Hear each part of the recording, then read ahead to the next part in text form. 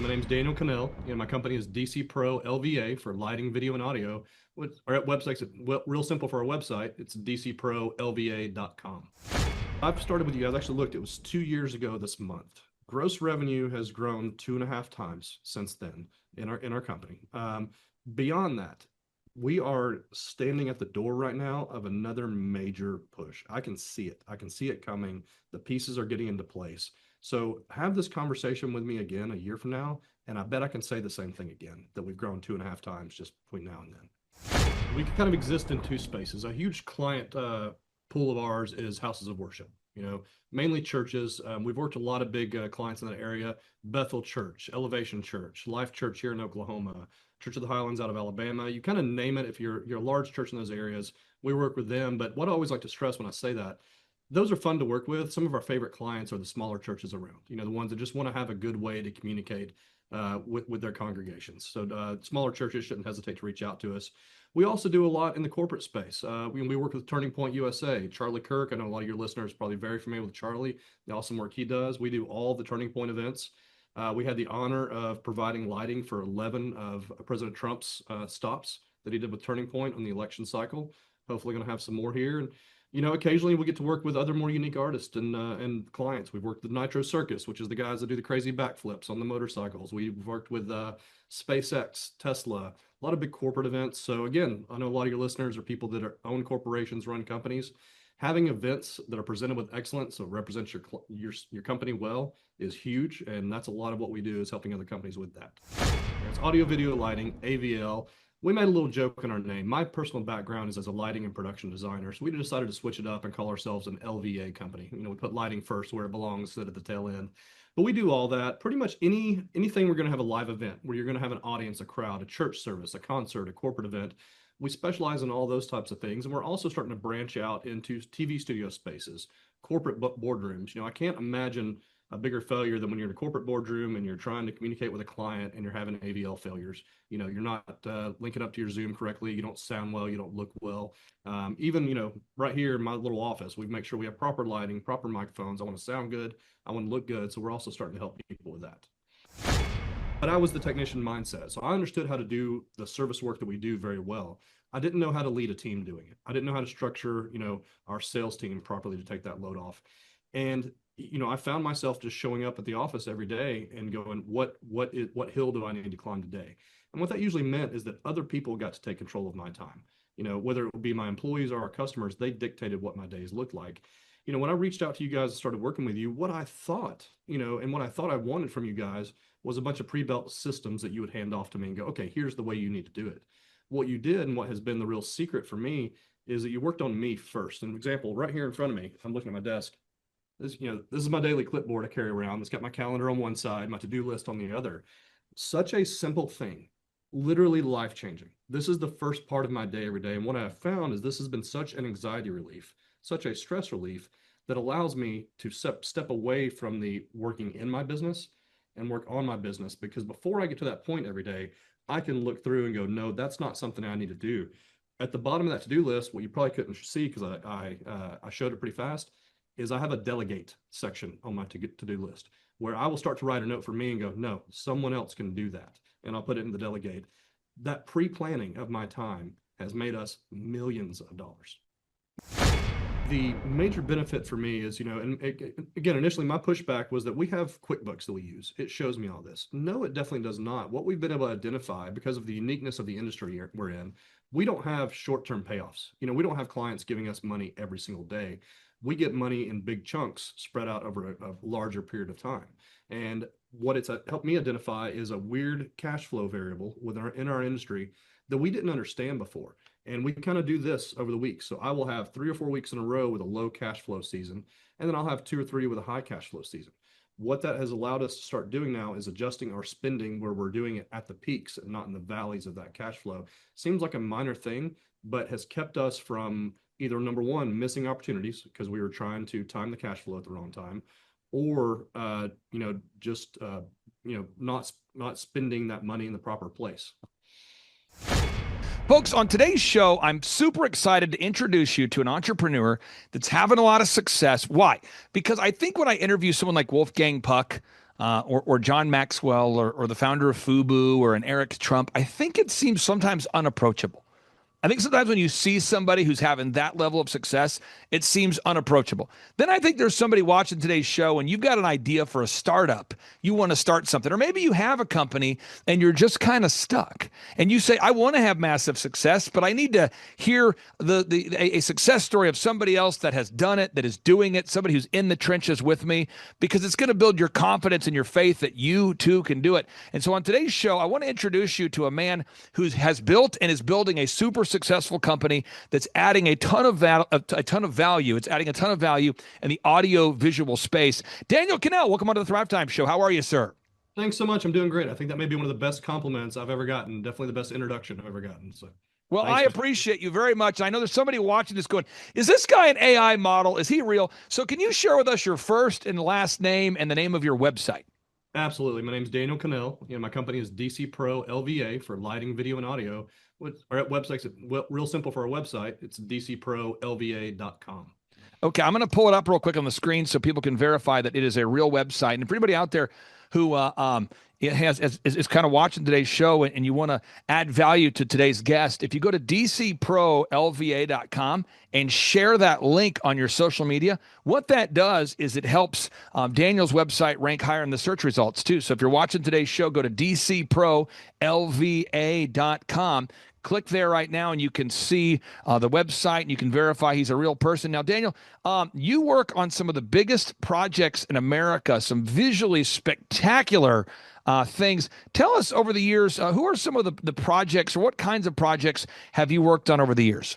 Absolutely. We kind of exist in two spaces. A huge client pool of ours is houses of worship, mainly churches. We've worked with a lot of big clients in that area. Bethel Church, Elevation Church, Life Church here in Oklahoma, Church of the Highlands out of Alabama. You kind of name it. If you're a large church in those areas, we work with them. But what I always like to stress when I say that, those are fun to work with. Some of our favorite clients are the smaller churches around, the ones that just want to have a good way to communicate with their congregations. So smaller churches shouldn't hesitate to reach out to us.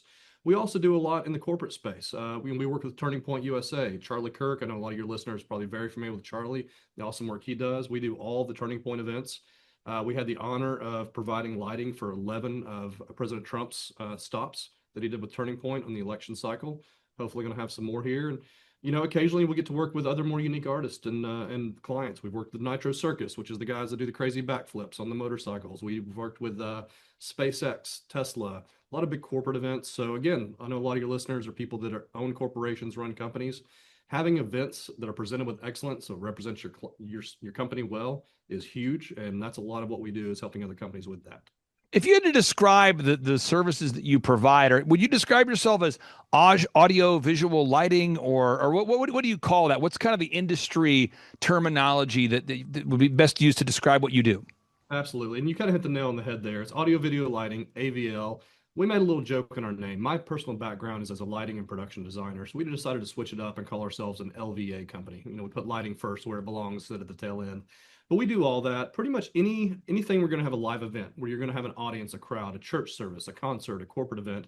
We specialize in all those types of things. And we're also starting to branch out into TV studio spaces, corporate boardrooms. I can't imagine a bigger failure than when you're in a corporate boardroom and you're trying to communicate with a client and you're having AVL failures. You're not linking up to your Zoom correctly. You don't sound well. You don't look well. Even, right here in my little office, we make sure we have proper lighting, proper microphones. I want to sound good. I want to look good. So we're also starting to help people with that. So for anybody watching today's show, if they want to hire you guys or learn more about your services before we get into your story, everybody go out there right now to dcprolva.com. Who's your ideal and likely buyer? Like, who do you work with? Is it typically churches? Is it corporate America? Is it what's kind of your ideal and likely buyer? We are between 60 and 70% of our clients being churches. And again, I mentioned some big names in the church world there. We work with all sizes. Even if you just need some good speakers to make sure your pastor's voice is clear with every seat in the room, we can serve churches of that size up to the biggest in the country. After that, we work with a lot of corporate companies. We do less and less of the musical concerts and things of that nature anymore. But if you're a corporation that wants to host an event for employees, if you want to host an event for clients to come to, we'd be a great company to reach out to just to make sure your message is presented with excellence. Now, how did you first start this company? Again, for anybody out there, if you're listening if you're listening right now and you're taking notes, it's dcprolva.com. How did you start dcprolva.com? What was the process like? Very bad. No, this is all I've done my whole career. I've been a lighting production designer, until DC Pro started about 6 or 7 years ago. I hired my first full-time employee in January of 2020. So I kind of consider that personally the start of the company when I started bringing more people into it here. For anyone out there that's read the book E-Myth, that's how I started the company. I started the book as a technician and going, well, I know how to do lighting production very well, so I bet I can get people to buy it. And after a couple of years of doing that, I realized I needed help. And that's where I reached out to people like you guys to help show me how to not just do the work of the business, but build a business out of it. So we started out by just using my network, people I already had relationships with, and going, hey, rather than just hiring me to provide the service for you, now we provide product. Now we provide rental solutions. Now we provide this, and just building off of my network. And then what you guys have helped me with so much of the past couple of years of working with you is figuring out how to start to reach outside of my network to new customers, new leads that we don't have an existing relationship with. Now, on part two of today's show, I kind of teed it up. So I'm going to put Michael Gerber. I did an interview with Michael Gerber. I'm going to add it to part two of today's show. Michael Gerber is the author of the E-Myth, because years ago I met Michael, and Michael and I were comparing notes, and he was asking me, where do you see clients that are typically stuck? Where do you see it? Business owners, Clay, where do you see? And I said, well, in your book, as you articulated, Michael Gerber wrote that most entrepreneurs are technicians that are working in their business rather than on their business. And I said, Michael, what I find, the challenge I find when I work with clients is that the theory or the idea, the belief of, hey, I should work on my business, that is absolutely something people believe in. But then there's the urgency of needing to sell something at a profit. Another example is there are people out there that are watching today's show and they say, man, I want to achieve physical fitness like Daniel has. I want to be physically fit like Daniel, and I want to do it. I want to take my fitness goals to the next level. However, they have a job that has them working the night shift, and they're kind of viewing it like, I can't focus on fitness until I'm done with the night shift, or I can't start working on my business until I actually get to a certain place financially. Then I'll work on the business. I can't work out until I get to this spot in my life with my schedule. And what I find, I told Michael Gerber this. I said it's the messy middle. That's what I help clients through, is that messy middle. So I want to get your thoughts about the messy middle, because you have the biggest organizations in America and middle-sized companies reaching out to you every day. Meanwhile, you're trying to work on the business. What was the biggest challenge, or what is the biggest challenge of working through that together over these past couple of years? I think personally for me, the biggest challenge was I went from being exactly like you said, a technician, which, by the way, please tell Mr. Gerber, I'm reading his book for the third time right now. And it's like I'm reading it again for the first. So valuable. But I was the technician mindset. So I understood how to do the service work that we do very well. I didn't know how to lead a team doing it. I didn't know how to structure, our sales team properly to take that load off. And, I found myself just showing up at the office every day and going, what hill do I need to climb today? And what that usually meant is that other people got to take control of my time. Whether it would be my employees or our customers, they dictated what my days looked like. When I reached out to you guys and started working with you, what I thought, and what I thought I wanted from you guys was a bunch of pre-built systems that you would hand off to me and go, okay, here's the way you need to do it. What you did, and what has been the real secret for me, is that you worked on me first. An example, right here in front of me, I'm looking at my desk. This is my daily clipboard I carry around. It's got my calendar on one side, my to-do list on the other. Such a simple thing. Literally life-changing. This is the first part of my day every day. And what I have found is this has been such an anxiety relief, such a stress relief, that allows me to step away from the working in my business and work on my business. Because before I get to that point every day, I can look through and go, no, that's not something I need to do. At the bottom of that to-do list, what you probably couldn't see because I showed it pretty fast, is I have a delegate section on my to-do list where I will start to write a note for me and go, no, someone else can do that. And I'll put it in the delegate. That pre-planning of my time has made us millions of dollars. What you just said, I literally just got goosebumps. This is exactly, again, I tell people who watch this show, they say, why do you do it? Folks, I'm 44 years old. When I grew up, my dad was delivering pizzas at Domino's. He was working at Quick Trip the night shift. He was absolutely doing the very best he could to provide for my family. He had a college degree. So he was trying to provide for my mom and my brother and I, and he just didn't know how to do it. And so every time I talk to somebody, whether it's you, Daniel, or somebody online or someone who comes to our workshop, well, I try to speak to, not in a new age kind of way, but I try to speak to Tom Clark, my father, may he rest in peace, because he had to exchange the night shift and virtually every holiday and every day to put food on our table, and he didn't know how to do it. He didn't know how to grow a company. And I think that's a really a valuable thing about coaching is, it's different to have somebody tell you, hey, go do this, but coaching is the follow-up to make sure we're actually doing it.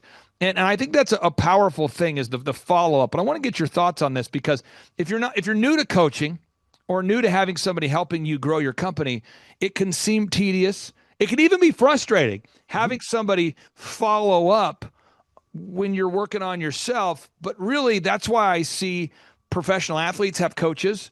People that are in great shape tend to work out with a partner or a group. People that have strong financials tend to work with an accountant or a financial coach. Can you talk about just the nature of the coaching relationship? Because I do think it can be tedious. It can be redundant. It could be, but it needs to be.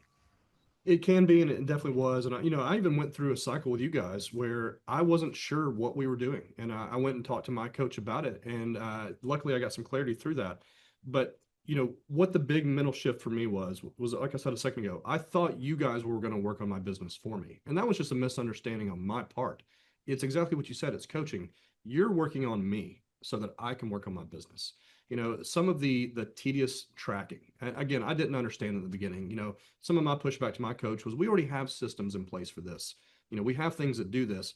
But what he pointed out very clearly, we have those, but I couldn't explain them to him at a granular level.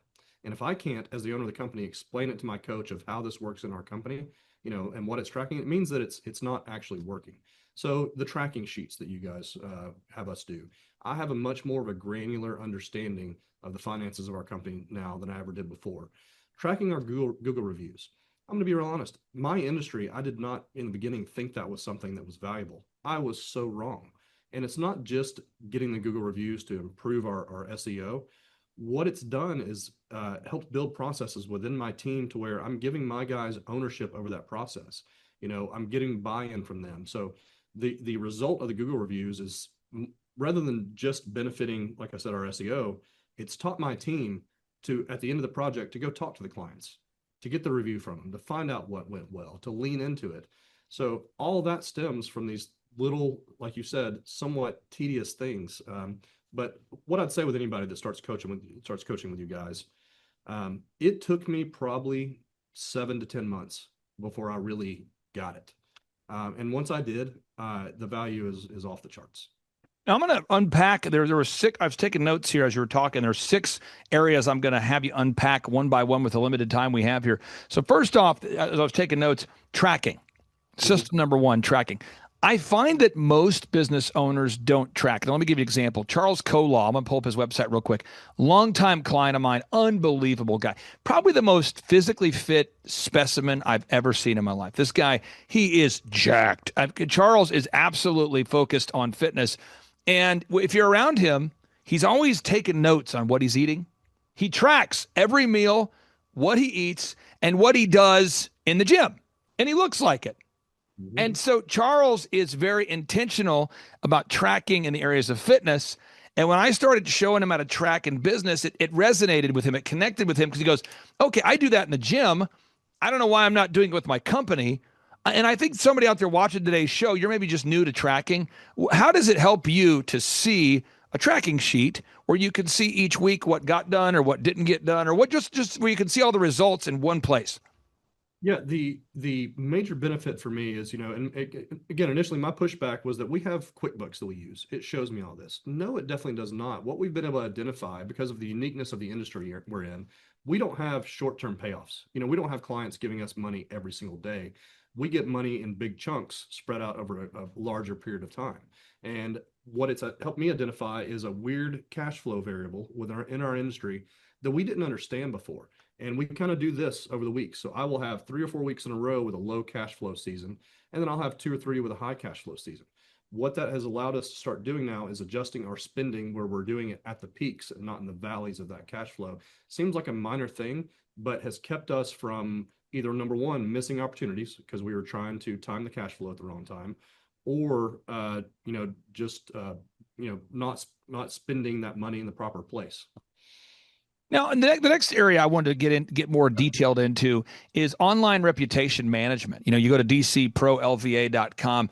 I was having this conversation with Eric Trump, actually. It's very interesting. He came and spoke at I think we've done 26 events together, but the first one he came to, one of our attendees said, what does he do? I remember they said they were literally they came up to me in line. This is Eric Trump. They come up to me. This is President Trump's son, and one of the attendees says, "What does he do? Like, what's his job? Is he like on the? Does he help kind of manage things, or what does he do?" And I remember thinking to myself, that is so commonly asked to me. People always say, what does Eric do? And I explained to him, well, Eric Trump, he actually runs the Trump organization. Like, you talk about the Trump organization, who runs it? That's Eric Trump. Okay, so the guy who manages thousands of employees. And I said, Eric, I don't think most people know what you do. And he's like, really? And it was kind of, he didn't know that people didn't know what he does. And I think the same thing's true with your business. People go to your website and you're almost like the best kept secret. People didn't know that you had done projects for certain people unless it's documented on the website, unless you have images to prove you've done what you've done, unless you have testimonials or reviews of some kind. People wouldn't know that you've done the audio visual for some of the Trump rallies and the Charlie Kirk events in Bethel unless you had documented it. Could you talk about that? Because I know you're a humble guy. And I know you don't like to spend your time talking about yourself, which is part of the problem from a branding perspective. Can you talk about that for a second? Like just the importance of, or maybe how that's helped you by documenting over the years some of the events you've done in the past? Actually, it's funny you bring that up. This is something we're in the middle of right now. And I'll share the bad with the good. This is an area we're really trying to work on still. That website you keep bringing up, that's actually our old website. You guys are helping me as we speak right now get the new website launched. So I'm very much in the middle of doing what you're talking about. And it's that, I don't have a marketing background. So anytime I focus on marketing, to me, it feels like bragging. It feels like, I'm trying to show off. No, I'm trying to tell people and communicate about my business. So we're very much still in the middle of this right now. A lot of what you guys are helping me with, we're doing both printed marketing materials. I haven't had a great way when my sales team, my business development team goes and meets with clients to have an easy visual of showing, hey, here's what we do. And one of the things I'm noticing as the business continues to expand, when you're the founder, it's one thing to be able to stand there and go, yeah, I did this. I was there, and you can speak about it to a different degree than the people on your team can. So we're, as we speak, going through and giving our team a lot of those materials they need to show, here's what we do as a team. Here's what the history of the company did. We're both doing that on the website. You guys are personally working through with me on that. And then across the board, we are doing a whole marketing push of printed documentation, easy one flyer handouts. That's one you guys have helped me understand a lot better, is just having something I can put into a customer's hand that gives them a quick, simple, easy to explain overview of what we do and who we are. Tying into the next item here, building systems that other people who are not experts can do. That's a big thing. I call it the curse of knowledge, but it's where you're really good at graphic design. So you hire somebody with a graphic design degree and you assume they can do what you want them to do, but they can't. It's where you have an audio visual background. So you hire somebody with an audio visual degree and you think they can do what you can do, but they can't. And so building systems that other people can use. Can you talk about that? How that's impacted your business, building systems that other people who are not you can use? Absolutely. And that's one too that I didn't see until you guys coached me through it, because it's not just doing audio, video, and lighting. It's doing audio, video, and lighting my way, because the customer's not coming to us for the commodity, and they're not coming to us for the fixtures and the speakers and the microphones. They're coming to us for DC Pro and the way that DC Pro uses those tools for their event. So in my head, having never built anything like this before, thought that had to be some big complex system. We've started using simple, just Google Docs. And anytime a topic comes up where a person has a question about how we do this, that now immediately triggers a discussion inside of, oh, we need a Google Doc spelling out that process. We have complicated ones that go through our entire sales process from the moment a client calls to when we finalize their job. And it goes through every step. That particular one is almost a 4-page document at this point. We've also broken down sections of that, but being able to step back and see that whole workflow and talk through it and have everyone on the team know what the expectations are have been huge. And we just hired a new office assistant. She started last week. That was the first new hire we've had where we had all of our onboarding documents already detailed out down to call scripts. So she now sees when someone calls, word for word, here's what I say. And that has been huge for getting her up to speed and going. Final 3 questions, final 5 minutes. Here we come.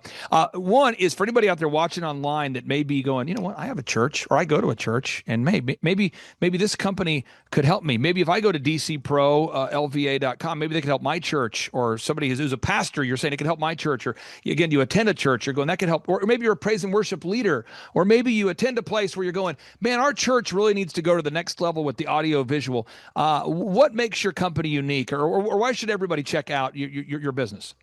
Specifically for churches, one of the things we love is almost every person that works at DC Pro, definitely every person in management level and above, has worked in full-time ministry at some point.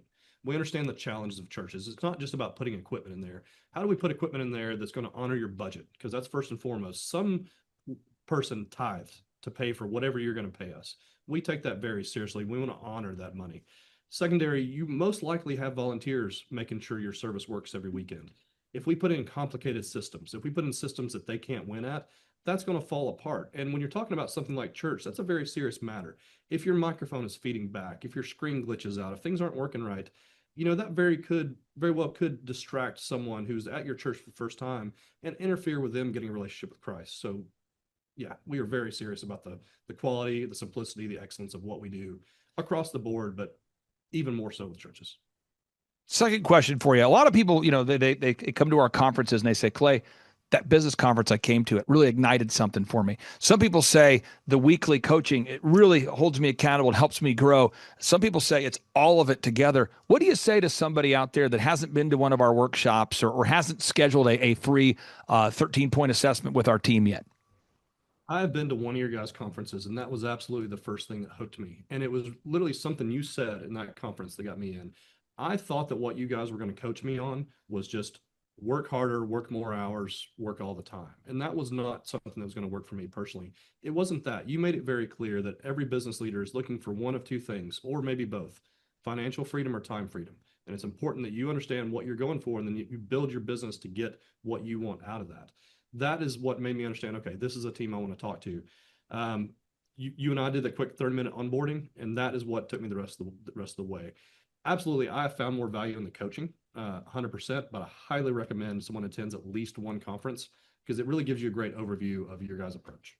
Final question for you. For anybody out there that maybe you're stuck in an elevator with somebody and they say, okay, give me a 60-second or less overview of how the coaching has impacted your company. How would you describe it for somebody who's going, all right, 60 seconds, you and I are in an elevator. Tell me how the coaching has impacted your company. I think for every company, it's going to be a little different, and at the beginning, like I've said a couple times, I thought you guys were there to help work on my company. No, you're there to help work on me. But what that's done is it's taken me from that technician we talked about from the E-Myth book and turned me into that entrepreneur. I have a background in the industry. I don't need you guys to help me understand audio, video, and lighting everywhere anymore. But what you've done is optimized me. I now get more done in one day here at the office than I used to get done in a week or weeks at the office. But on top of that, I leave the office every day at 2:00 because I have, my family is uber important to me. Getting to the gym every day to make sure I'm mentally, physically feeling well so that I can do all the things I need to do is very important to me. So I get up every day at 4 a.m., go straight to my office at home and work for 3 hours before I ever get to the office. Now, some people may be saying, that sounds horrible. But yeah, what if it meant you could get away at 2:00? So it took months and months of Andrew from your team really individually honing in on every little detail. But I'm now optimized to the point where, it's not just that you guys help me with DC Pro.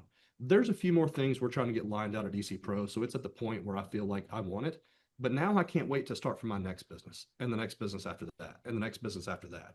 We have 2 in the cooker right now that I'm not quite ready to launch. But when I do, it's going to be huge. The reason I can do that is not because you told me how to run DC Pro. You taught me how to run me. Yeah, our service, we do charge $1,700 a month for our service. We do that. We make a 20% profit margin. So I make $340 a month per client. From an ROI perspective or return on investment perspective, what kind of ROI have you seen? So I've started with you guys. I actually looked, it was 2 years ago this month. Gross revenue has grown 2.5 times since then in our company.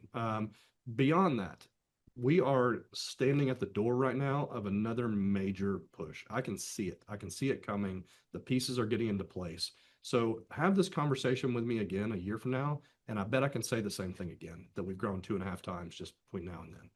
Daniel, it's an honor to serve you. Thank you so much for sharing your story, for encouraging everybody out there. And again, I got goosebumps when you're explaining to me the transformation. So I couldn't be more excited to serve you. Thanks for joining us today. Appreciate you guys so much. Take care. Bye-bye. Clay, you're an entrepreneur. I'm an entrepreneur. And as they say in Stoic, the obstacle is the way. And so if you let these pinheads get in your way, you're in trouble.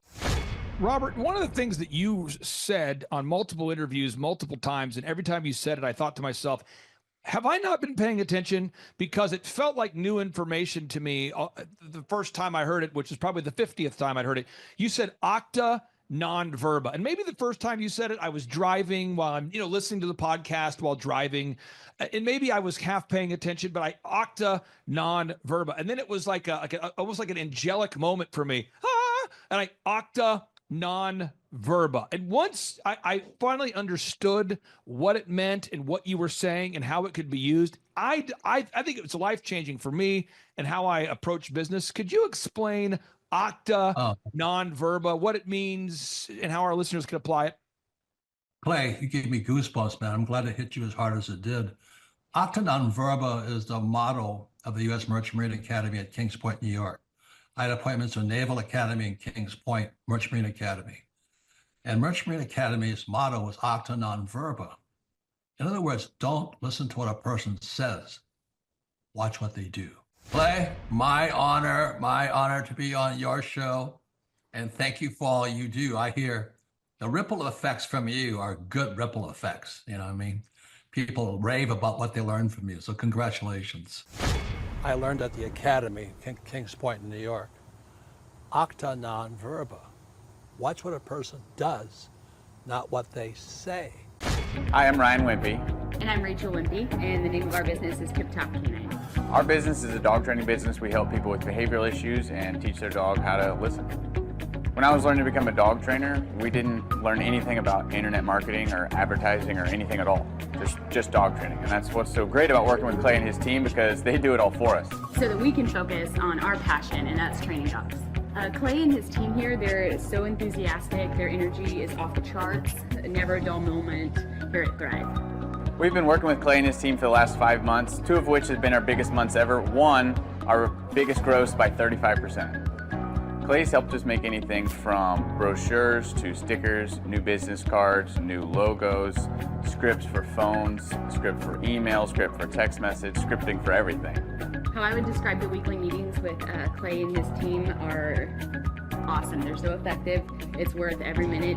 Things get done. We'll ask for things like different flyers, and they're done before our hour is up. So it's just awesome, extremely effective. If you don't use Clay and his team, you're probably going to be pulling your hair out, or you're going to spend half of your time trying to figure out the online marketing game and producing your own flyers and marketing materials, print materials, all the stuff like that. You're really losing a lot as far as lost productivity and lost time. Not having a professional do it, it has a real sense of urgency and that actually knows what they're doing when you already have something that's your core focus that you already know how to do. You would also be missing out with all the time and financial freedom that you would have working with Clay and his team. We would recommend Clay and his team to other business owners because they need to be working on their business, not just trying to figure out the online game, which is complex and changing daily. So no one has a marketing team too. Most people don't. They can't afford one, and their local web guy or a local person that they know probably can't do everything that a whole team and a whole floor of people can do in hours and not just weeks or months. There's a definite sense of urgency with Clay and his team. I used to have to ride other web people, really ride them to get stuff done, and stuff is done so fast here. And there's a real sense of urgency to get it done. Hey, I'm Ryan Wimpy. I'm originally from Tulsa, born and raised here. I've definitely learned a lot about life design and making sure the business serves you. The linear workflow for us and getting everything out on paper and documented is really important. Like we have workflows that are kind of all over the place, so having linear workflow and seeing that mapped out on multiple different boards is pretty awesome. That's really helpful for me. The atmosphere here is awesome. I definitely just stared at the walls, figuring out how to make my facility look like this place. This place rocks. It's invigorating. The walls are super, it's just very cool. The atmosphere is cool. The people are nice. It's a pretty cool place to be. Very good learning atmosphere. I literally want to model it and steal everything that's here at this facility and basically create it just on our business side. Play is hilarious. I literally laughed so hard that I started having tears yesterday. Get ready to enter the Thrivetime Show. We started from the bottom, now we here. We started from the bottom and we'll show you how to get here. Started from the bottom, now we here.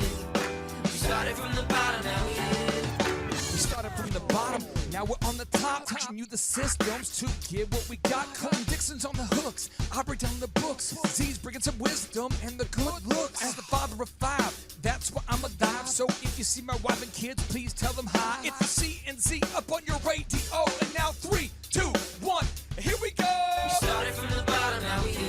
We started from the bottom. Yes, yes, yes, and yes, Thrive Nation. Today's a very special occasion because you never know, Josh Wilson, who you are going to meet at a Trump Hotel room. You never know when you go to the Trump Hotel in Chicago. You never know who you're going to meet there.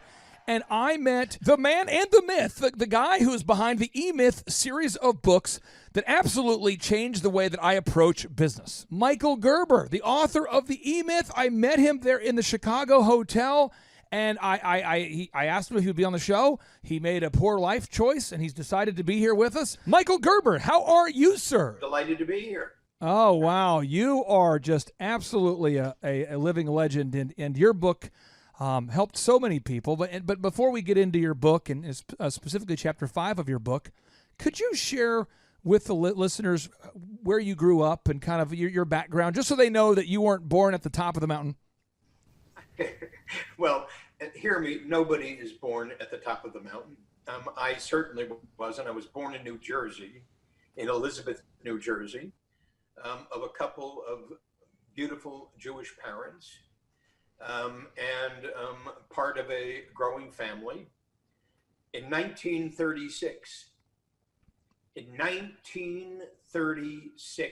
heart of the Depression, just as the horror was taking place in Europe, and just before the Holocaust was to take place in Europe, I grew up as a little boy in that season without any understanding of what was going on in the world around me. My parents decided to move from New Jersey to California in 1947, and we did move to Anaheim, California, and I was raised in Anaheim, California, and my journey started in Anaheim, California, and my journey continued for the rest of my life to the point where you speak to me here today. And I could go into all of that, but it is such an uninteresting story about Michael Gerber, where he was, what he did, how he did it, why he didn't do it, what he could have done. So let me ask you this. When did you kind of start to figure out what you wanted to do professionally? What age were you when you had that idea? I didn't. I never focused on what I wanted to do. I was a jazz saxophone player. I was an encyclopedia salesman. I did this, I did that, I did that, I did this. All the time that I was doing that, I was reading and studying philosophy, spirituality, music, jazz, all the stuff anybody would ever be attracted to, until I hit the age of 41. Now hear me, all of this started, Clay, then at the age of 41. 41. And at 41, a friend of mine who owned a small advertising agency in Silicon Valley, California, asked me if I'd meet with one of his clients who was having difficulty converting leads that my brother-in-law's ad agency was creating for him into sales. And I told my brother-in-law, Ace, that's his name, that's still his name, God bless him. I said, Ace, I don't know anything about business, and I certainly don't know anything about high-tech business. He said, Michael, you know more than you think you do. Just meet with the guy. Let's see what happens. So Ace dropped me off to meet with the guy. We'll call him Bob. Bob had a high-tech product. He had sales engineers having difficulty selling that product. And Ace dropped me off and said, Bob, Ace, Michael, guys, get to know each other. I'll be back in an hour. So obviously Bob said to me, Michael, what do you know about my business? And I said, nothing, Bob, because I didn't. Right. And he said, well, what do you know about our product? I said, less than that, Bob. And obviously he's looking at his watch and thinking, I've got an hour with this guy. He doesn't know anything. What in the hell am I going to do with him? But instead he said, so if you don't know anything about my business and you don't know anything about my product, how can you help me? And I said, I haven't a clue, Bob, but we've got an hour to kill. So let's start so I can ask you some questions. And that's how all this started. I began to ask Bob questions, and I realized, despite the fact that he owned a small business, despite the fact that he was the CEO of a small business, despite the fact that he thought of himself as an entrepreneur starting that small business, every answer Bob gave me was anecdotal. There was no facts underlying anything he said. So I'd ask more, and then I'd ask more, and then I'd ask more, and then I'd ask more. And I suddenly realized I did know something about business. I knew that selling is a system, and I knew that Bob didn't have one. Thrive Nation, that deserves a quick timeout right there. That is absolutely huge. In order to create time freedom and financial freedom, again, in order to create both time and financial freedom, you must create systems that are both repeatable and quickly learnable. You have to create sales systems that other people can implement who are not you. And that way you can quickly train new members of your team how to create a repeatably, predictably successful system for sales. Otherwise, again, it always comes down to you doing the selling. You've got to create repeatable systems that wow the customers each and every time. So I would ask you today, specifically, when somebody calls your business phone, how is the phone answered? And if you don't know the answer to that, make a call script for answering your phones. You need to have a call script for answering your phones. You need to have a pre-written email that you send to new potential clients. You need to have a frequently asked questions script, so that way when anybody calls you and asks your new hire frequently asked questions, they're going to have all the answers. You want to think about every aspect of your system, and you want to make it scalable and repeatable. You want to make sure that your on-hold music is music that is going to wow the customer each and every time. You want to make sure that every interaction with your customer is, in fact, scalable. It is repeatable, and that it does wow the customers. And I told Bob, without a selling system, you're not going anywhere with this. He said, what's a selling system? I said, just think of it as a script. First you say this, then you say that, then you say this, then you say that. Oh, yeah. First he does this, then he does that, then he does this, then he does that. And in the process of doing this and doing that and saying this and saying that, something happens, and you can predict what that's going to be after you've gotten it down, really gotten it down into a groove. Into a groove. Into a groove. And he said to me, well, can you create that for me? And I said, of course. So when Ace came to pick me up, he said, what happened? I said, I just got a job. He said, what do you mean a job? I said, I'm now a consultant. He said, what do you mean a consultant? I said, I'm now consulting Bob on creating a selling system. He said, what do you know about that? I said, I guess everything. And that was the beginning of it. And that was the beginning of this. That was the beginning of E-Myth. That was the beginning of everything I've done since that point in time. Remember, keep this planted firmly in your mind, that entrepreneurship is simply solving a problem for your ideal and likely buyers in exchange for compensation. Again, entrepreneurship is simply solving a problem in exchange for the compensation that you seek for your ideal and likely buyers. Think about all of the problems that you can solve for your ideal and likely buyers. Make a list of all the problems that you can solve for your ideal and likely buyers and offer your ideal and likely buyers those solutions in exchange for the money you seek, and you will create both time and financial freedom. It is that easy, my friends. It is unbelievable. Find a problem that you can solve for your ideal and likely buyers, and then make the system repeatable. Make it scalable, and make sure that it wows your ideal and likely buyers. Make sure that the business can work without you, and you shall experience both time and financial freedom. So you might say, I didn't come to the realization of why I was here on the planet until I turned 40.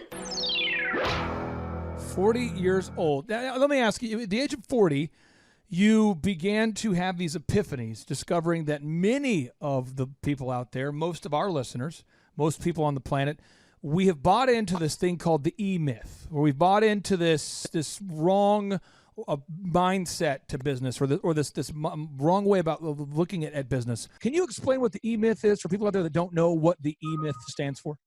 Sure. The E-myth is the entrepreneurial myth.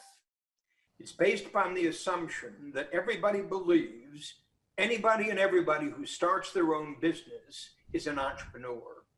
And the fact is they're not.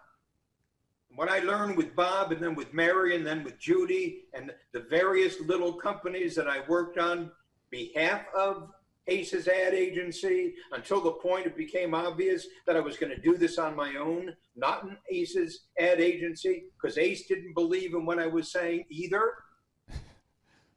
But I came to realize that none of them were entrepreneurs. They were all what I came to call technicians suffering from an entrepreneurial seizure.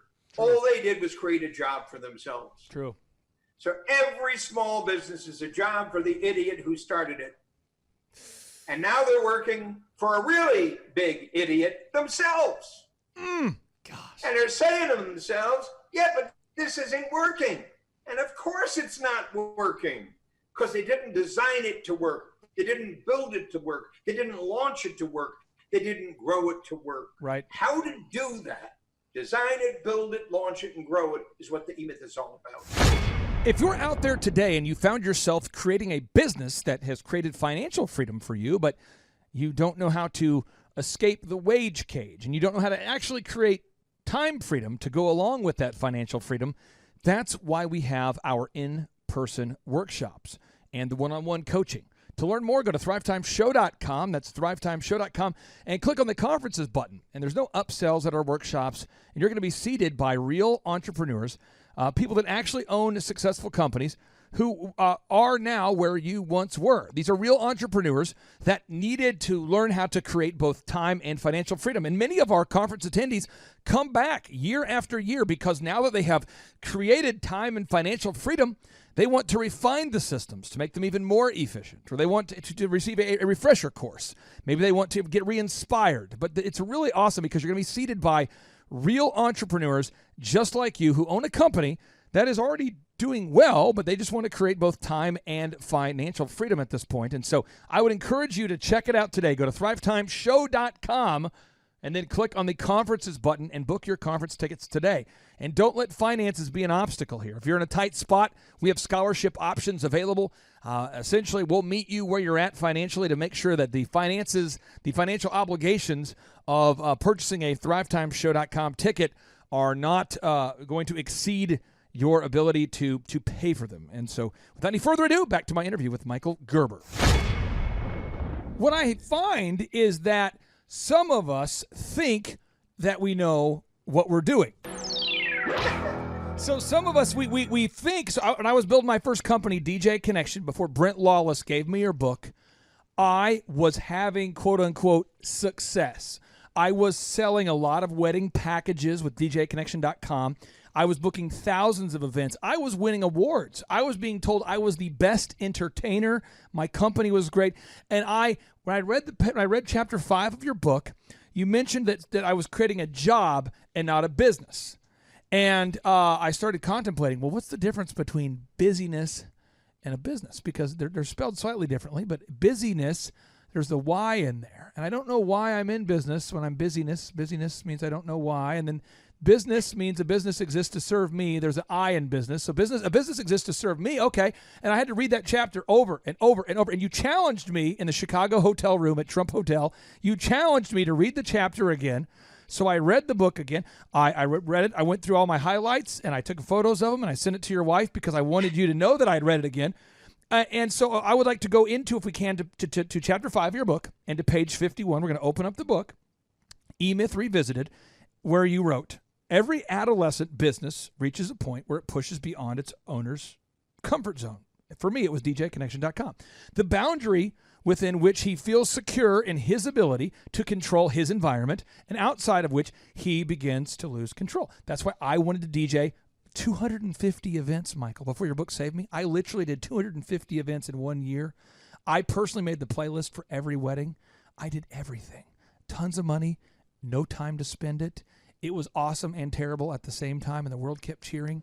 The world kept cheering. Help our listeners out there that are stuck in this adolescent phase where we want to control everything or we want to abdicate and assign items to members of our team who are poorly trained, and then we never follow up. So we either want to do it ourselves or we want to assign the project to somebody on our team who is poorly trained and poorly equipped to have success, and then we do a poor job of following up. Help the listeners out there, my friend. So the evolution of a company from infancy to adolescence to maturity is an absolutely universal process. Most small companies, we're talking about small companies, we're talking about a hamburger stand, we're talking about a meat market, we're talking about anything and everything that depends upon somebody doing some work. The butcher does the work, the gardener does the work, the hairdresser does the work, the poodle clipper does the work. You understand what I'm saying? Yeah. There's work to be done. There's work to be done in every single business on the planet. Now, some of that work is very unsophisticated. Some of that work is very sophisticated. But despite whether sophisticated or unsophisticated, every single small business owner who starts a business is actually that technician. The hairdresser starts a beauty shop. The guy behind the microphone starts a thing behind the microphone. A chiropractor starts a chiropractic practice, and so forth and so forth. Well, of course they do, because that's what they do. That's what they know how to do. You're correct. Everybody starts that way. I 100% agree with you. Yeah. So infancy is that startup. Infancy is the very beginning. Infancy was that joyous time, Clay, at the very beginning of what you were doing behind that microphone. Oh, yeah. Where you just shined. And you remember that.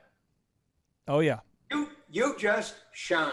Oh, it was awesome. It was a new idea, and it was exciting, and I did it myself, and people cheered. I got tipped. You got up every day. You got up every day. You got up every day. Oh, tell me the story. You did that. Oh, so absolutely. Absolutely. Just like the woman in the beauty parlor. She gets up every day and she goes to work. And she takes out her brush and her needles and her thing and she goes to work. And the lady that comes in, and the lady who follows, and then the lady who follows, and they schmooze and they talk and they dance and they play and they do whatever they do. And the lady who comes in loves her, and the other one loves her, and the other one loves her, and so forth and so on. And then she gets busy. That's where adolescence steps in. Your company grew beyond just the beginning phase. So suddenly you've got to do this, because if you stop doing this, you're out of business. Oh, yeah. That's the deal. If you stop doing this, you're out of business. And that's where adolescence begins to take its toll. In other words, you got to get this done, you got to get that done, and you can't do everything anymore. There's too much to do, too little time to do it, and also you don't know everything that needs to be done. So you got to learn everything that needs to be done. Now you're stretched. Quality's going down. You're stretched thin. The quality's going down. You're dropping the ball. You're making money, but now you're kind of offering shoddy work, shoddy quality. You start to lose the excitement about your business. You feel trapped in your business, Michael, right? I mean, you feel trapped. Yeah, and your kids begin to wonder, where's Dad? Where's Dad? Where's Mom? Oh, now where's you're, Mom? now you're just How being come mean. you're never home? How come you're always working? How come you're always working? Well, I gotta work. I created this thing that depends upon me because I'm the star. So understand, it's that star issue. I'm the star. It won't work unless Clay Clark does it. It won't work unless Michael E. Gerber does it. I'm the star. That's when the business begins to fail. And it begins to fail big time. And what happens is, instead of doing this and doing that and doing this and doing that, instead of all of a sudden having people doing it, but they're not doing it as well as you do it, you had to bring people in, you had to bring in a bookkeeper, you had to bring in a whatever. They're not doing it as well as you did it. So finally you realize they don't work as well as you do. So you let them go. Let them go. And when you let them go, now it's still there waiting to be done. And now you get to do it yourself again because you've created a job and not a business. Right. So what do? You get small again. Yeah. And that's what everybody does. They grow and then they shrink. And then it goes to adolescence again, and then they shrink. And finally, they're through. So last year, there were roughly 550,000 small companies that shut their doors in this country. 550,000 small businesses that shut their doors, not because of the pandemic. You understand the pandemic, yeah, that's a problem. But understand the problem I'm talking about is a pandemic and has been a pandemic for generations. It's worse than a pandemic. What you're talking about is worse than a pandemic. This happens every year, every decade, over and over and over. And what I find, I'd like to dive into. I'd like to dive into this with you. I have a lot of people that I have been friends with over the years who they start hiring everybody, like you were just talking about. They begin hiring people, and they begin to abdicate, but they think what they're doing is to delegate. They think that they're delegating when they're actually abdicating. Could you talk about this? I see it with accounting almost 100% of the time, where people, they bring in someone to do their accounting and they do not follow up with them because they're supposed to be the expert. I mean, can you help the listeners out there and maybe tell us what the difference is between abdicating and delegating? Very simple. Abdication is where you turn over responsibility for something and there is no system. You turn over responsibility for a result, but there is no system. There's no method by which that result is intended to be produced. You understand, when McDonald's was first formulated, the very first franchise store, the franchise prototype in Des Plaines, Illinois, Ray Kroc went to work on that McDonald's hamburger stand to perfect the systems in that hamburger store so that whomever he hired would master the system. Master the system. The system was the solution, not the person he hired. In every case you're talking about, where we abdicate accountability, we're effectively turning over the responsibility to produce a result to somebody who's going to do it whatever way they do it. And every single person we turn it over to does it differently.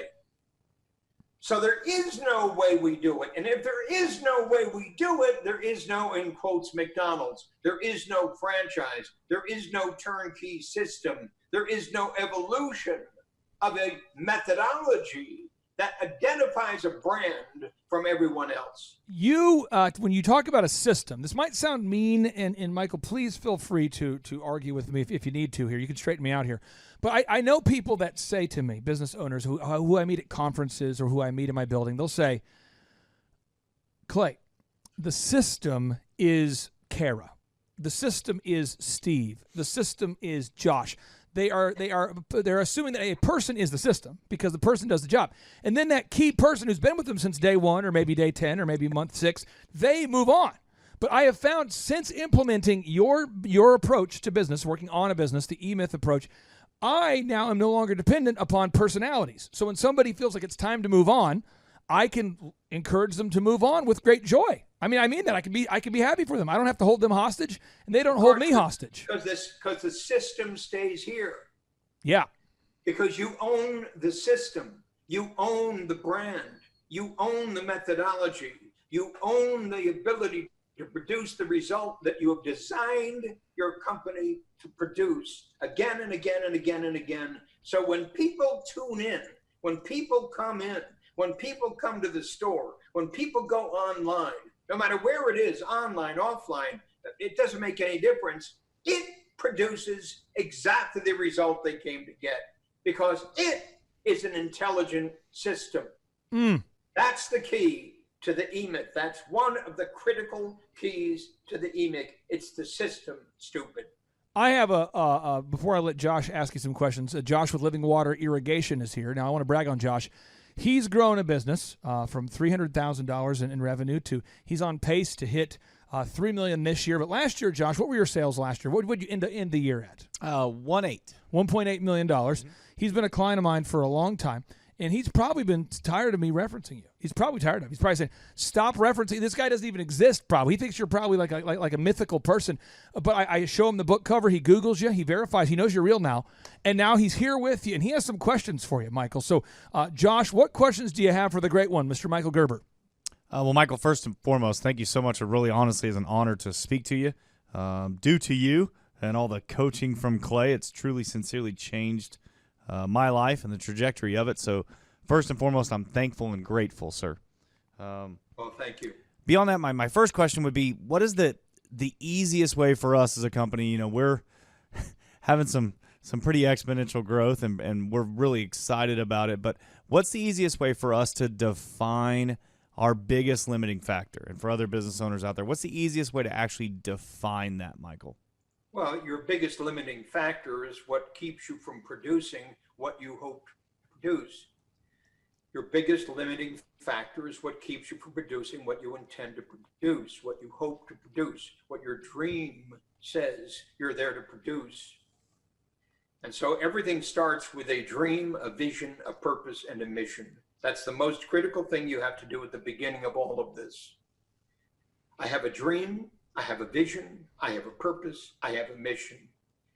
In 1977, when I started this thing that I'm so crazed about, when I started in 1977, we started with a dream, a vision, a purpose, and a mission. Our dream then, literally, in quote, was to transform the state of small business worldwide. Our vision was to invent the McDonald's of small business consulting. Our purpose was that every single small business owner who was attracted to our paradigm and implemented it could be as successful as a McDonald's franchisee or even more. And our mission was to invent the business development system that made our dream, our vision, our purpose possible. So we started our company, we started with the dream, a vision, a purpose, and a mission. So the first thing I would say to you, what's your dream? What's your vision? What's your purpose? What's your mission? That is phenomenal. Until you then can say our dream is our, not mine, our dream, our vision, our purpose, our mission, and explicate them clearly to every single person who joins you in your company, you'll not truly begin to grow it to the degree it's waiting to be grown. So you want our listeners to define their dream, their mission, and their purpose. Am I correct, sir? Their dream, the mission, and the purpose? Vision. Dream, vision, purpose, mission. Step 1, step 2, step 3, step 4. The first 4 steps of what I call the eightfold path. First, my dream. My dream is the great result we're here to produce. Second, my vision. My vision is the form our dream is going to take place on the street. Our purpose must truly transform the state of our individual customer's mindset about who he or she is and what he or she can expect from an economic, social, relational, familiar life. And finally, our mission is to invent the system. And it's always to invent the system. The mission is always about the system at the heart of our great growing enterprise. So you see, what I'm saying is, if you take this little business of yours, just that I'm saying this little business of yours, that where you're behind the microphone, where you're reaching out to your audience, et cetera, and so forth, and you take that dream, vision, purpose, and mission, you can immediately begin to see that the end result is always worldwide. When you were growing the eMyth program and the book and the team, the movement, and you defined your dream and your vision and your purpose and your mission, and you began to craft the book, to write the book, to work with clients, to do your research, how long did it take you, Mr. Michael Gerber, to go from consulting your first client at the age of 41 to penning the eMyth Revisited book? How many years was that? The first eMyth book, called eMyth, Why Most Small Businesses Don't Work and What to Do About It, was published in 1985. I started my company in 1977. It's 8 years. 8 years of data and research. Before that book would ever been written, I had to do it. And so the first years, from 77, 78, 79, 80, 1, 2, 3, 4, 5, I was working on the Michael Thomas Corporation to design, build, launch, and grow our turnkey capability to transform the state of small business worldwide. The first 8 years you were working on the business, the first 8 years. And well, the first 8 years, and then every year after that. So you got to understand, it's, you know, you do this, you do this, you do this, you do this. Everybody wants to get it now. Everybody wants to get it now. Everybody wants to get it. Can I do this in a year and a half? Can I do this in 6 minutes? Can I do this tomorrow? Everybody is simply stupid, Clay, when they think about this, because you can't do anything right now. It takes time to absorb what, in fact, the implications of what you're setting out to do really are. Because if I'm seriously saying I'm going to transform the state of small business worldwide, that means by doing what we're planning on doing, the business failure rate is going to decrease exponentially. The business success rate is going to increase exponentially. The experience of people inside of companies is going to be transformed radically. Lives are going to be transformed in the process. That's how big this is. And that's why it can't be done in a minute. I do not want to be even slightly negative. I want to just be very practical. Be as negative as you want to be. Well, I want to bring this up because I know that you look like you're 22 years old. I mean, you're a young man, but you've been doing this a long time. And there are certain people who do what Thomas Edison once wrote. He calls it hallucination. Thomas Edison once famously wrote, he said, vision without execution is hallucination. Vision without execution is hallucination. What percentage of the time do you sit down and meet somebody and do you find yourself saying, I wish they would just implement? I mean, at what point do you say, I just wish they would implement? I mean, is it a third of the time that people seek knowledge and they don't want to implement? Is it a tenth of the time? How often do people seek the knowledge? You give them the knowledge, but they don't want to implement? Because I hear so many eMyth success stories. I just want to know what percentage of people get the knowledge and they don't want to implement? You have to understand, anybody can come to me at any point in time, and they do. And they can say, I want to do this, or I want to do that. And I say, absolutely extraordinary. And I said, and the good news is there's a process for doing that. And the better news is it's a universal process, meaning you don't have to invent it. It already exists. It's what I call the Eightfold Path. Step one, step two, just like I've just done. Now, what happens at that point is what shapes what happens next. Because what happens at that point is, person might say, yeah, but I don't want to do all that stuff. All I want to do is, all I want to do. All I want to do. I don't want that stuff. I hear you. You don't want to do all that stuff. And I said, you have no idea what it takes to do what you just told me you wish to do. But I know exactly what it takes. And the wonderful news is we've got a method to make it possible for you to mature in the process of discovering the truth about what it is you're setting out to do.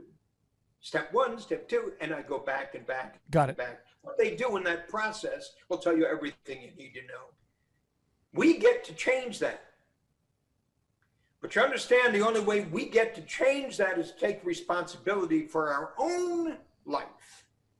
Not for their lives, not for hers, not for his, not for its, not for the community, not for the state, not for the government, not for the federal, not for the international. Our life, my life. I've got to go to work on my life, just in exactly the way they went to work on me in boot camp. Now hear me, I got to put myself into boot camp. And I've got to get all of the bullshit out of me. So I can suddenly discover what truth means. We don't even know what the word truth means. Well, truth is offensive. Truth is, it hurts. The truth is something people can't handle. I mean, when you sit down and you explain to a young whippersnapper, some people come to our conferences and they want to know how search engines work. So you sit down and you explain to them how the Google algorithm works and you show them examples and they go, well, I don't want to have to do all of that. Is there an easy way? And you say, no, you can't. I won't get too nerdy into it, but you tell them you have to have the most original HTML content. You have to have a canonically compliant website. You have to have the most reviews and the most mobile compliance. There's 4 variables. And they say, canonical, that's multiple syllables. And yeah, I would have me, Clay. It's not you have to. It's it has to. So understand, not you have to, it has to. What you have to do is to come face to face and understand how little you actually know. So if you were to take the average human being in these United States today, if you were to take everybody out there on the street, who's burning everything down, and have them take a test. Now, I'm not talking about a hard test. I'm talking about a simple test. Simple test. I'm talking about your A, B, C's. I'm talking about your 1, 2, 3s. If you were to put them through that process, the vast majority of them would fail. Absolutely abject failure. And then you've got to say, if you don't even know that, what leads you to presume that you can tell me how to live my life? Time for boot camp. So my point is, one of the greatest things that anybody could possibly do for America is put everybody into boot camp. Everybody goes to boot camp. You got to have a boot camp in whatever you're deciding to do. You got to have a boot camp because that's where people demonstrate who they are and what they know and what they do and what they don't and what they're not willing to do. Boot camp, boot camp. You got to open them up. Tears are weakness leaving the body, as my uncle used to tell me. I think what you're telling us is mind-altering for some people. And I want to respect your time. I had a couple more questions on part 1 of this interview. I wanted to ask you specifically, on page 67 of your book, you wrote something to me, the reader, to all the readers. You wrote this to us. You said, you did the best you could. It's time to get on with your life, to build your business in an enlivening way. What does it mean to build your business in an enlivening way? What does it mean to enliven? Is that what you're asking? Yes, because it's a word that I don't hear people use. Well, it means to bring true life to it. Mm. In short, when folks come to work, they're coming to invest their life for a particular period of time, to engage in work with the intent of producing a result. It's going to add value to every single person associated with that work. That means your customer. That means the guy at the desk next door. It means the guy you report to. It means the woman in the accounting department. It means everybody and anybody who's joined here, come here every day. It's like a prayer at the beginning of the day. Every day to enliven the experience, to come closer to God. So I've been given to say of late, if we're born in the image of God, and in Genesis it says we are, then it means we're born to create. God is the creator. So if we're born in the image of God, it means we're born to create. To create what? To create a world fit for God. Well, what would a world fit for God look like? Well, you can begin by reading the 10 Commandments.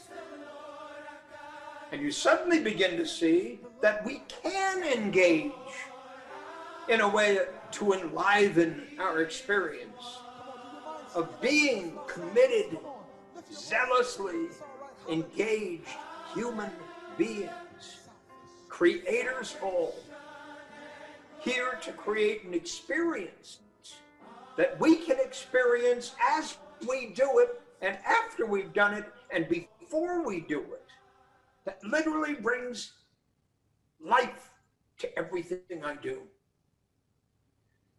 Imagine that. And then you see what I mean by that.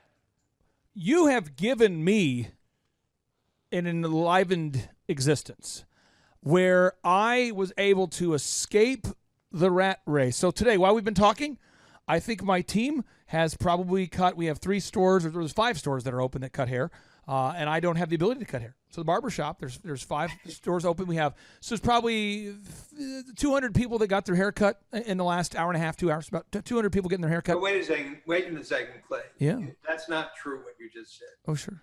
You said, I don't have to do anything. No, hear me. You have to be something. True. So at the heart of what you've created is your energy. And at the heart of your energy is a love for God.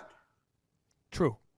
And at the heart of your love for God is your determination to transform the state of every human being you connect with in whatever way is possible. Economically, socially, spiritually, relationally. What an extraordinary thing to possess as Clay Clark possesses it. And what an extraordinary thing for Clay Clark to pursue with every bit of energy you've got. I appreciate you saying that, and I want you to know you unshackled me personally. It was a thing where you allowed me to get away from the DJ microphone at these weddings, to get away from the day-to-day operations and the reactivity, to be able to build proactive businesses. So now we can hopefully together mentor millions of people. And you have helped me, and I would love to give you the microphone to share what you're working on now, because whatever you're working on now deserves a Harry Carey holy cow. Holy cow! Whatever, because we met in Chicago, so whatever you're working on now deserves a Chicago Harry Carey holy cow. Holy cow! So tell us, what are you working on now, sir? What are you doing? Well, hear me. I want you to think of a university, spelled Y-O-U, university. A university called Radical U. Radical Y-O-U. I want you to imagine awakening the entrepreneur within every human being on the planet. Every human being on the planet capable of studying, capable of working. That's what we created. So we have created a university, an entrepreneurial development university, to take out to the world and to transform the state of entrepreneurship worldwide to a degree that's never been accomplished before. Our university is 5 years long. Our university is devoted to what we call the Eightfold Path. Wow. And every student in our university will discover their dream, their vision, their purpose, their mission, their job, their practice, their business, their enterprise. An evolution of an enterprise from a company of one to a company of 1,000, called Beyond the E-Myth. The evolution of an enterprise from a company of one to a company of 1,000. And here's the best part. And you can promote this, Clay, until you're blue in the face. But every person within the sound of your voice needs to understand this, that we're giving the first year of Radical You away for $10.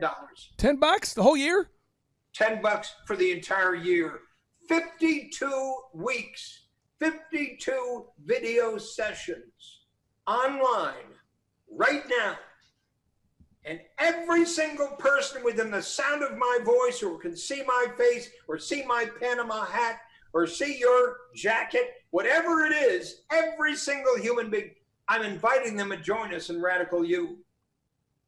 When those people join us in Radical You, Clay, we're going to bring folks like you, folks like the other gentleman who just said hoorah, folks like every person you're connected with who wants to become a teacher of creativity.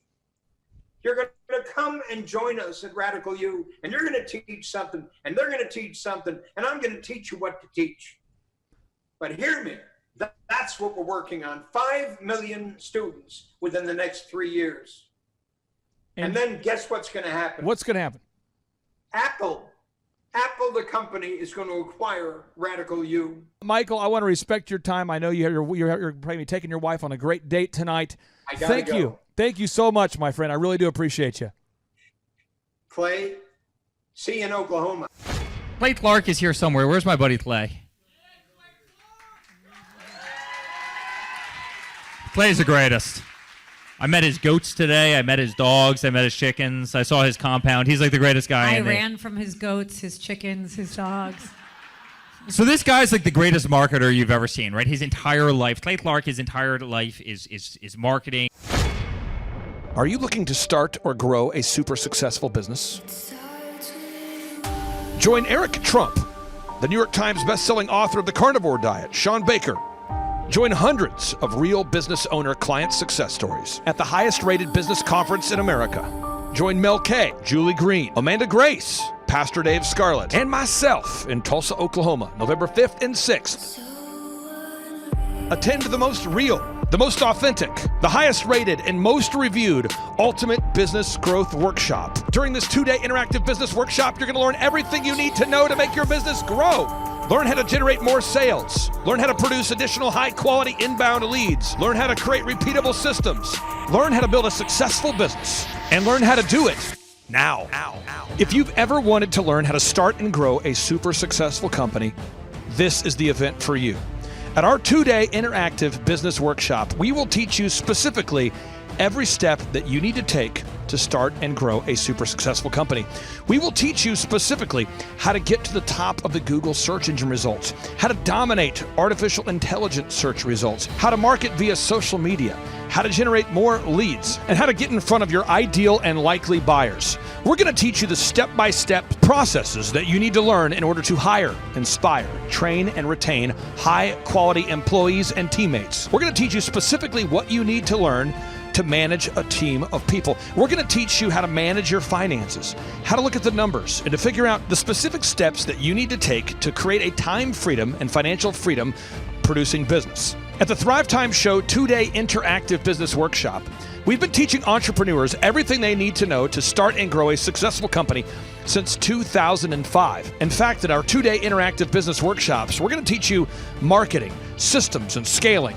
human resources, accounting, social media marketing, branding, search engine optimization, sales training, financial management, and so much more. You can learn more and request tickets today simply by going to thrivetimeshow.com. Yes, you can request tickets today simply by going to thrivetimeshow.com. That's the website. Join Eric Trump, myself, and Team America live and in person at the Thrivetime Show 2-day interactive business workshop, November 5th and 6th in Tulsa, Oklahoma.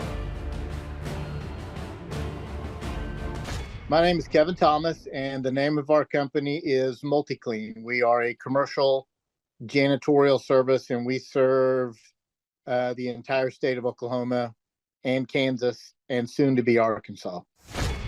We have probably grown probably 5 times. We've added, I think when we first started with you, we had 60 to 65 employees. And now we have a little over 300 employees. Before we got involved with Thrivetime, we didn't really have any systems or processes in place.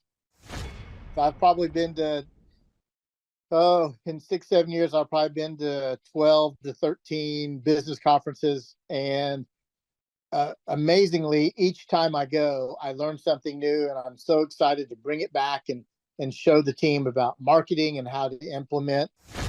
Okay, Aaron Antis, November 5th and 6th. Guess who's coming back to Tulsa? I will give you a hint. His first name is Eric, and his last name is Trump. Whoa. And his father is the 47th president of these United States. Yes, Eric Trump is joining us once again here September 25th and 26th in Tulsa, Oklahoma for the 2-day interactive Thrivetime Show Business Growth Workshop. But Eric Trump is bringing friends. Yes, ladies and gentlemen, Amanda Grace will be in the place. Dr. Stella Emanuel will be here in T-Town in Tulsa, Oklahoma. Julie Green will be on the scene. Mel K will be here to say hey. Dave Scarlett from the His Glory team will be here. It's going to be a blasty blast right here in Tulsa, Oklahoma. If you want to start or grow a super successful company, if you want to make your wallet great again or make your wallet great for the first time, if you want to learn marketing, systems, scaling, human resources, accounting, social media, branding, search engine optimization, sales training, financial management, and more, get your tickets right now at thrivetimeshow.com. Once again, that's thrivetimeshow.com. Hey, I'm Ryan Wimpy. I'm originally from Tulsa, born and raised here. I've definitely learned a lot about life design and making sure the business serves you. The linear workflow for us and getting everything out on paper and documented is really important. Like we have workflows that are kind of all over the place, so having linear workflow and seeing that mapped out on multiple different boards is pretty awesome. That's really helpful for me. The atmosphere here is awesome. I definitely just stared at the walls, figuring out how to make my facility look like this place. This place rocks. It's invigorating. The walls are super, it's just very cool. The atmosphere is cool. The people are nice. It's a pretty cool place to be. Very good learning atmosphere. I literally want to model it and steal everything that's here at this facility and basically create it just on our business side. Play is hilarious. I literally laughed so hard that I started having tears yesterday. And we've been learning a lot, which, you know, we've been sitting here, we've been learning a lot, and so the humor definitely helps. It breaks it up. But the content is awesome, off the charts, and it's very interactive. You can raise your hand. It's not like you're just listening to the professor speak, you know. The wizard teaches, but the wizard interacts and he takes questions, so that's awesome. If you're not attending the conference, you're missing about 3/4 to half of your life. You're definitely, it's probably worth a couple $1,000s. So you're missing the thought process of someone that's already started like 9 profitable businesses. So not only is it a lot of good information, but just getting in the thought. Clay Clark is here somewhere. Where's my buddy Clay? Clay's the greatest. I met his goats today. I met his dogs. I met his chickens. I saw his compound. He's like the greatest guy. I ran from his goats, his chickens, his dogs. So this guy's like the greatest marketer you've ever seen, right? His entire life, Clay Clark, his entire life is marketing. Well, people don't know this, but the Trump organization has thousands of employees. There's not 50 employees. The Trump organization, again, most people don't know this, but the Trump organization has thousands of employees. And while Donald J. Trump was the 45th president of these United States, he needed a competent man to run and execute his business plans. Showtime! So the man that runs the Trump organization for Donald J. Trump, as he was the 45th president of the United States and now the 47th president of the United States, is Eric Trump. And so Eric Trump is here to talk about time management, promoting from within, marketing, branding, quality control, sales systems, workflow design, workflow mapping, how to build. I mean, everything that you see, the Trump hotels, the Trump golf courses, all their products, the man who manages billions of dollars of real estate and thousands of employees is here to teach us how to do it. You are talking about one of the greatest brands on the planet from a business standpoint. Right. I mean, who else has been able to create a brand like the Trump brand? I mean, look at it. And this is the man behind the business for the last pretty much since 2015. He's been the man behind it. So you're talking, we're into 9 going into 10 years of him running it, and we get to tap into that knowledge. That's going to be amazing. Now, think about this for a second. But that Clay Clark, man, he is one character. It's a good word for him, character. Yeah, that is it. Good, driven, smart. And I've never met a guy who was so hyper all the time. He's doing so much good. And then I met his mother, and she just says, she just lets him be Clay Clark. I mean, so he's endorsed by his mother, and he's doing magnificent work. So it was great meeting you out there and all the people that he surrounds himself with. Clay Clark starts his days at 5 o'clock in the morning. Oh, it's incredible. Yeah, he's a machine. He's a machine. Yeah. But I have problems with my company starting at 9 o'clock.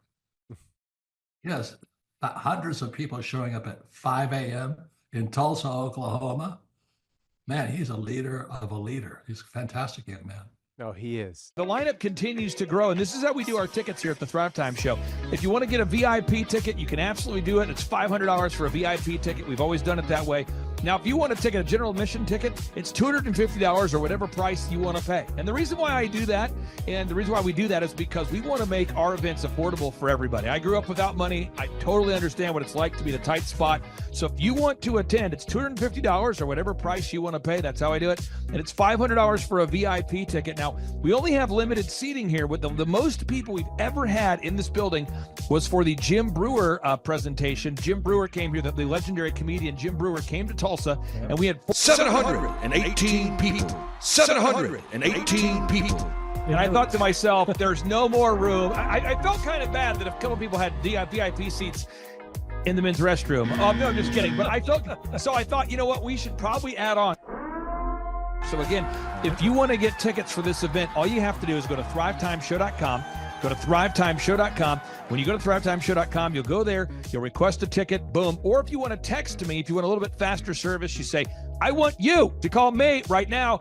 Just text my number. It's my cell phone number, my personal cell phone number. We'll keep that private between you, me, everybody. We'll keep that private. In anybody. Don't share that with anybody except for everybody. That's my private cell phone number. It's 918-851-0102. 918-851-0102. I know we have a lot of Spanish-speaking people that attend these conferences, and to be bilingually sensitive, my cell phone number is 918-851-0102. That is not actually bilingual. That's just saying Juan for a one. It's not the same thing. I think you're attacking me. Now, let's talk about this. Now, what kind of stuff will you learn at the Thrivetime Show workshop? So, Aaron, you've been to many of these over the past 7-8 years, so let's talk about it. I'll tee up the thing, and then you tell me what you're going to learn here, okay? Okay.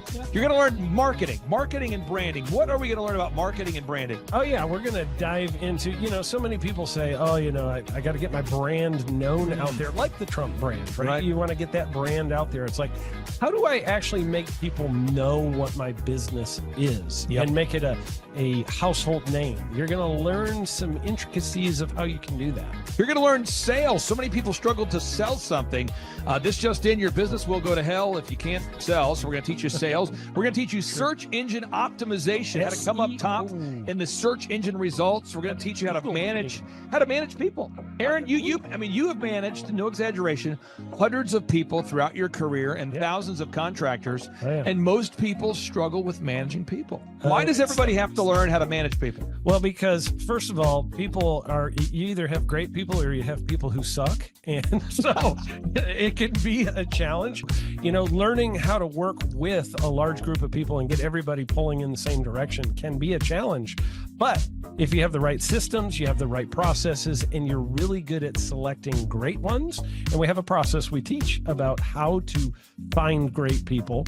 When you start with the people who have a great attitude, they're teachable, they're driven, all of those things, then you can get those people all pulling in the same direction. So we're going to teach you branding, marketing, sales, search engine optimization. We're going to teach you accounting. We're going to teach you personal finance, how to manage your finance. We're going to teach you time management. How do you manage your time? How do you get more done during a typical day? How do you build an organization if you're not organized? How do you do organization? How do you build an org chart? Everything that you need to know to start and grow a business will be taught during this 2-day interactive business workshop. Now, let me tell you how the format is set up here. And again, folks, this is a 2-day interactive 15. Think about this, folks. It's 2 days. Each day it starts at 7 a.m. and it goes until 5 p.m. So from 7 a.m. to 5 p.m., 2 days. It's a 2-day interactive workshop. The way we do it is we do a 30-minute teaching session, and then we break for 15 minutes for a question and answer session. So, Aaron, what kind of great stuff happens during that 15-minute question and answer session after every teaching session? I actually think it's the best part about the workshops, because here's what happens. I've been to lots of these things over the years. I've paid many thousands of dollars to go to them. And you go in there and they talk in vague generalities, and they're constantly upselling you for something, trying to get you to buy this thing or that thing or this program or this membership. And you leave not getting your very specific questions answered about your business or your employees or what you're doing on your marketing. And what's awesome about this is we literally answer every single question that any person asks, and it's very specific to what your business is. And what we do is we allow you as the attendee to write your questions on the whiteboard. And then we literally, as you mentioned, we answer every single question on the whiteboard. And then we take a 15-minute break to stretch and to make it entertaining when you're stretching. This is a true story. When you get up and stretch, you'll be greeted by mariachis. There's going to probably be alpaca here, llamas, helicopter rides, a coffee bar, a snow cone. There's just... You had a crocodile one time. That was pretty interesting. I should write that down and actually do that. Sorry for that one guy that we lost. The crocodile, we duct taped its face so that we duct taped. No, it was a baby crocodile. And it was duct tape. Duct tape around the mouth so it didn't bite anybody. But it was really cool passing that thing around and I should do that. We have a small petting zoo that will be assembled. It's going to be great. And then you're in the company of hundreds of entrepreneurs. So there's not a lot of people in America today. In fact, there's less than 10 million people today, according to U.S. Debt Clock, that identify as being self-employed. So if you have a country with 350 million people, that means you have less than 3% of our population that's even self-employed. So you only have 3 out of every 100 people in America that are self-employed to begin with. And when Inc. magazine reports that 96% of businesses fail by default, you have a 1 out of 1,000 chance of succeeding in the game of business. But yet the average client that you and I work with, we can typically double this. And this is no hyperbole, no exaggeration. And I have thousands of testimonials to back this up. We have thousands of testimonials to back it up. But when you work with a home builder, when I work with a business owner, we can typically double the size of the company within 24 months. Yeah. Double. And you say double? Yeah, there's businesses that we have tripled. There's businesses we've grown 8x. There's so many examples you can see at thrivetimeshow.com. But again, this is the most interactive, best business workshop on the planet. This is objectively the highest rated and most reviewed business workshop on the planet. I was looking to learn how to take my business, like they've said today, from being very successful to being systematic. I've got a very successful practice in 3 different cities, make good money. Just want to take it to the next level with systems and processes to where I can drive my cars more.